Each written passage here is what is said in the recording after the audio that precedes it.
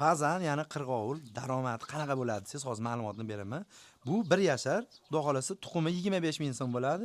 1 kunligi 60 ming so'mdan bo'ladi. Bemalol daromad qilsangiz, yiliga misol 2 yilda daromad qilsangiz 100 million 200 million daromad qilsangiz bo'ladi. Bularda mana 100 ta vaqt qo'yadigan bo'lsangiz, bemalol yeydigan narsalarning oddiy karam bilan don bo'ladi, yog'siz bo'ladi. Hozirlarga kaklikda ham daromadini ko'rsataman.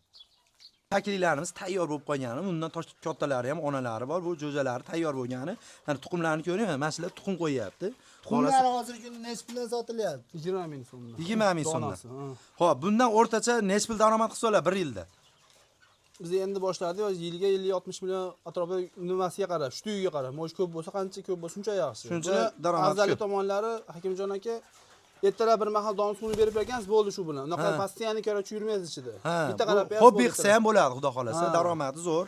Xudo xolasa qiziqqanlar bemalol mana shunaqa kaklik olib boqsalar ham bo'ladi. Daromadi zo'r-ku, qarang, o'zini agarotida bo'ladi. Joyi bo'lsa bo'ldi, qishloq sharoitida, shahar sharoitida ham qilsalar ham bo'ladi, xudo xolasa. Boqqan bilan deyarli mehnati bir xil ekan. Mashinadan ham yengil kerak. Bundan ham yengil. Ha, donlari oddiy. Mashina aka, fakt bilan mana karam kuygan karam haligi. Yevorgan. Uzagigacha yedi. Zo'r. Dehqonni o'zidan, primoy.